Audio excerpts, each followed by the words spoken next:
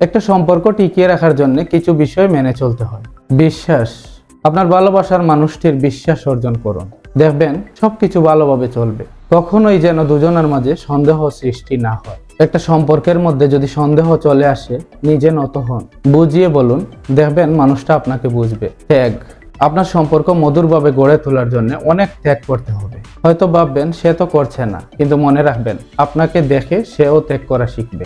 সময়। ভালোবাসার মানুষটিকে সময় দিতে শিখুন, তার সাথে নিজের কথা বলুন, তাকে বোঝাতে পারলেই আপনি সফল।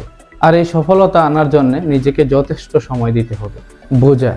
অনেক সময় নানান সমস্যার কারণে আপনার ভালোবাসার মানুষটি মন খারাপ করে থাকবে। ওই সময় সে আপনাকে কিছু নাও বলতে পারে। এক্ষেত্রে আপনার তাকে বুঝতে হবে। তার মনকে আপনার মন দিয়ে পড়ুন, দেখবেন তার মনের সব কথা আপনার সামনে চলে আসবে। পবিত্রতা।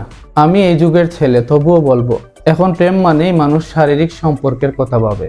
ভুলেও এসব করবেন না। প্রথমত, আপনার ধর্ম তা আপনাকে এসব না করতে বলছে। আর দ্বিতীয়ত, আপনার এই লালসার কারণে সুন্দর একটা সম্পর্কের ইতি ঘটাতে পারেন নিজের অজান্তেই। উপহার। হ্যাঁ, আপনি ভাবতে পারেন অনেক দামি দামি কিছু কিনে দিলেই হলো। তাই যদি ভেবে থাকেন, তাহলে বলবো আপনি ভুল। কাঁচা ফুলের চাইতেও নকল ফুলের দাম বেশি। তাও মানুষ কাঁচা ফুল ভালোবাসে। তাই সে কি দিলে খুশি হবে সেটা ভাবুন। যত্ন। ভুলেও আপনার ভালোবাসার মানুষকে অবহেলা করবেন না, যত্ন করতে শিখুন। মনে রাখবেন, প্রিয় মানুষটার অবহেলার চাইতে কষ্টের আর কিছুই নেই। ভালো কথা।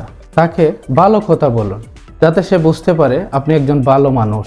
তাকে ধর্ম নিয়ে কথা বলুন, তার পড়াশোনা নিয়ে কথা বলুন। ভালো থাকবে সম্পর্ক।